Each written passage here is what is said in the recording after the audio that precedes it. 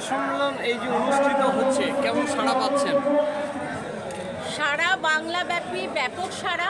আজকে আমি ভগবানগঞ্জ ওয়ানে এখানকার প্রিয় বিধায়ক আমার ভাই রিয়াদ হোসেনের ডাকে এখানে আসা এবং এসে আমি নিজে আপ্লুত যে ভগবানগঞ্জ ওয়ানে নতুন সভাপতি ভাই ইমরান নেতৃত্বে সর্বোপরি রিয়াদ হোসেনের উপস্থিতিতে এবং তার দক্ষতায় এত মানুষের উপস্থিতি বিগত দিনে আমি দেখিনি। তাদেরকে আমি ধন্যবাদ জানাই, মায়ের কাছে প্রার্থনা করি সবার মঙ্গল এবং আমি বিশ্বাস রাখি আজকে যে ঢল দেখে গেলাম 2026-এ এর ফল আমরা আমাদের মাননীয় মুখ্যমন্ত্রী মমতা ব্যানার্জি আমাদের সেনাপতি অভিষেক বন্দ্যোপাধ্যায়ের হাতে তুলে দিতে পারে।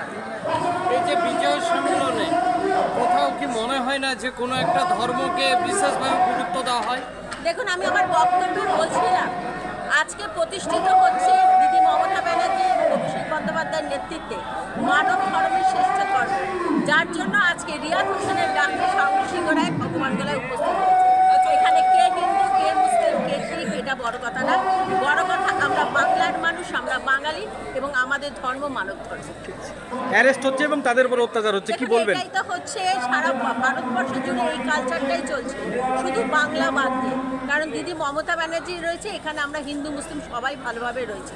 উত্তরবঙ্গে সেই 2009 থেকে সেখানকার সাংসদ বিজেপি, 2019-এ সেখানকার সাংসদ বিজেপি, আজকে উত্তরবঙ্গের হাল দেখুন। মানুষ ধর্মটাও ভালোভাবে করতে পারছে না এবং মাথা উঁচু করে বাঁচতেও পারছে না।